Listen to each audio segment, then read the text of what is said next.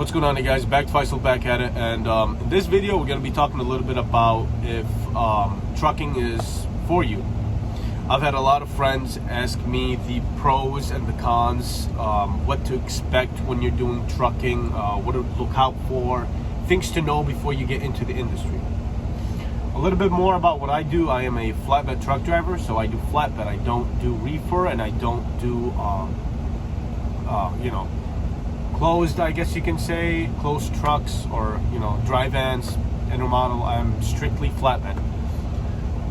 I'm gonna try to make this video as short as possible. I'm gonna try to give as much information as I possibly can based upon my experience as quick as I can.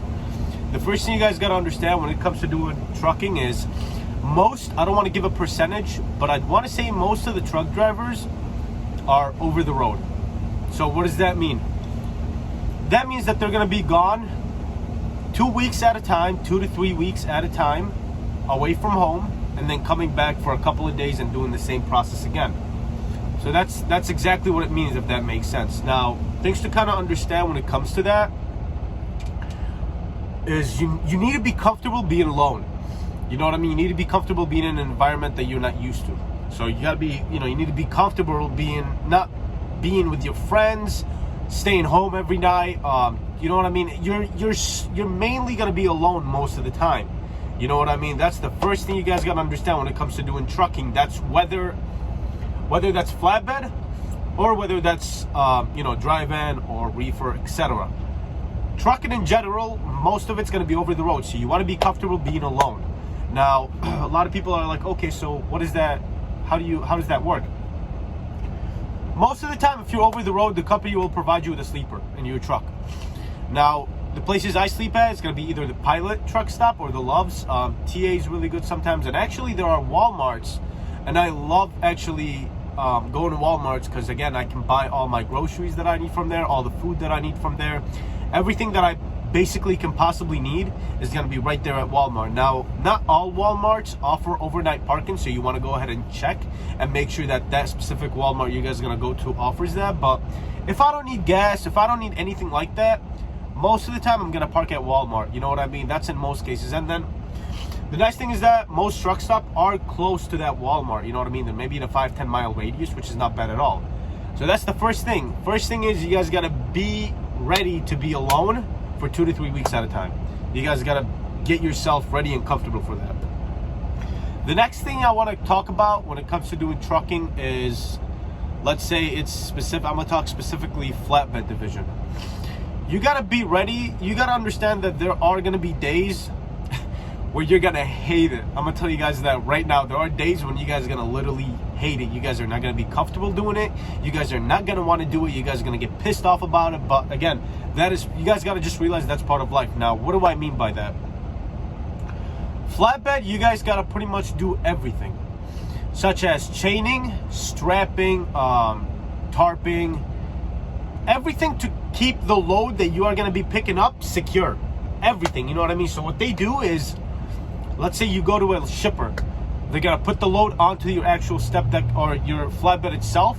Now, another thing you guys got to know, you got to make sure to know how to properly distribute the weight on the flatbed itself, or else you're going to be either overweight in the front or in the axles. So that's another thing you guys want to take into consideration, is you got to know how to distribute the weight evenly between both axles, so on not one or the other is going to be overweight.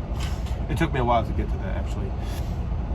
So that's the thing that I'm talking. The second thing I'm going to really, kind of emphasize on is there are going to be days where you might hate it. You know what I mean? There are going to be days where you might like, oh God, you know what I mean? This is not for me, stuff like that. But you just got to kind of like push for it. Have I ever had those days? Yeah.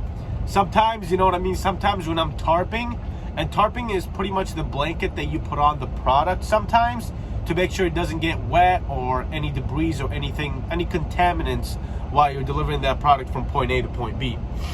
So that's one thing that I always would tell people is get ready, because it's going to get shitty sometimes. Now, flatbed is a little bit on the different side because it can get more shitty doing flatbed, just because, like for me, I started during the winter. You know what I mean? I started during the winter, so I was tarping outside in negative 20 degrees Fahrenheit. I was strapping, I was chaining, I was pretty much doing everything outside.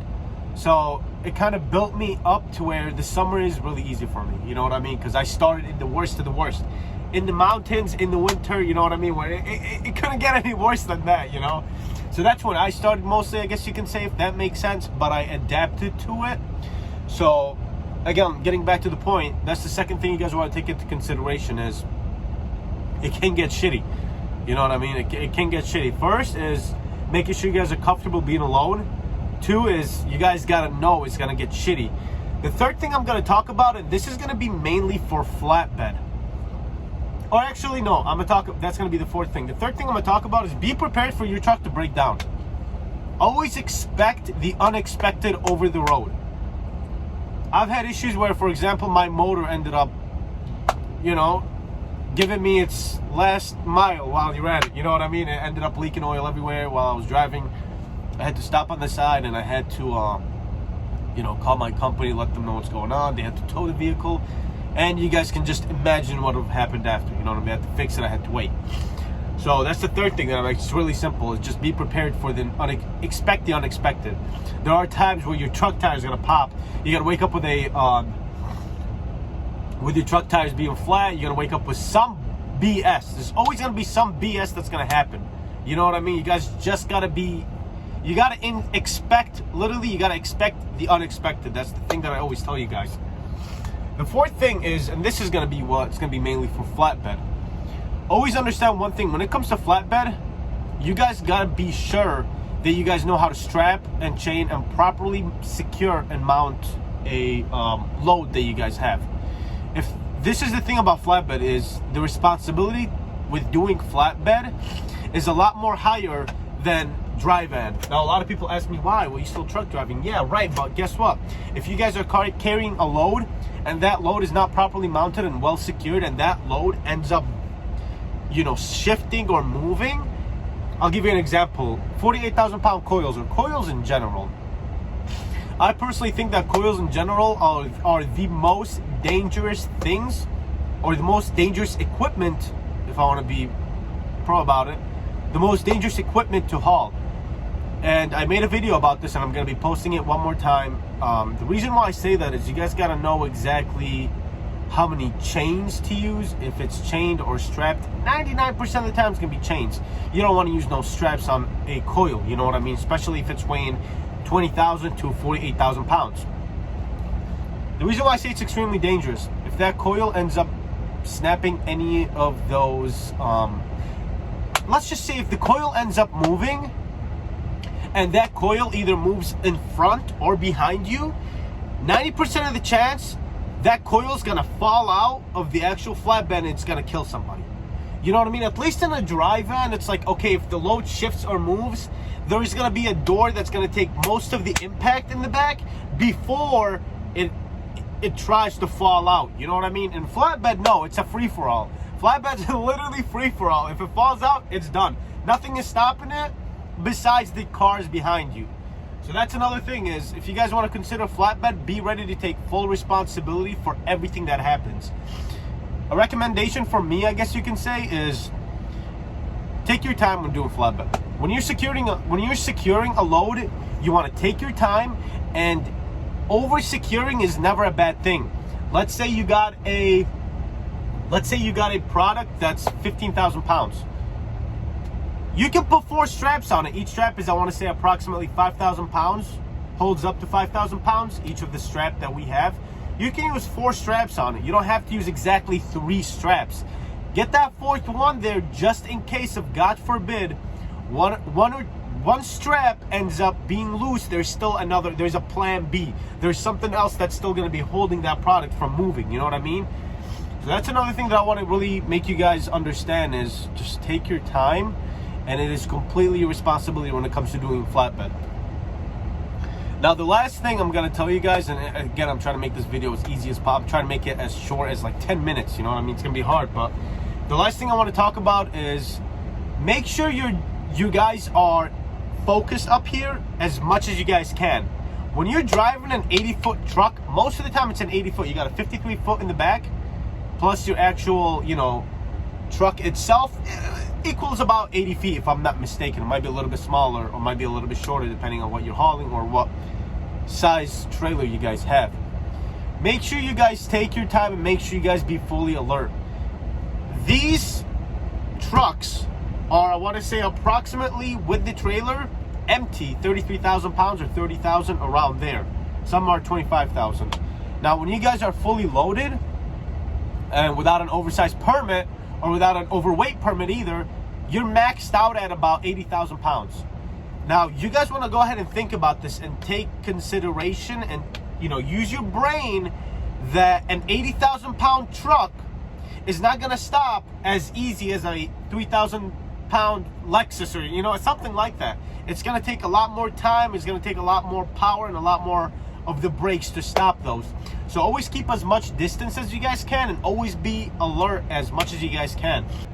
But you can control how close you're going to be to the person in front of you. You guys know what I mean? So that's another thing that I got to take, you know, you guys got to go ahead and take into consideration. But I think that's going to really be it for this video. There's nothing, you know, it's common sense, most of it. Again, be prepared to be alone. That's one thing I'm always tell you guys. Be ready to expect the unexpected, you know, especially when it comes to flatbed, understanding the equipment, know how to properly mount, properly secure, giving enough space in front of you. And really that's it when it comes to, you know, trucking. It's easy for me, you know what I mean? You just got to go ahead and get behind the wheel and just understand it, you know what I mean? It's not as easy as people say it is. Oh, well, you know, you're just driving. Bro, you're not really just driving. You got to be alert 24/7. You know what I mean? You can't just look at your phone down, you know what I mean? Because if you kill somebody, it's on you. It's really on you, bro. You know what I mean? And then another thing, last but not least, if you guys are going down a hill, going down the mountains, always use your engine brake.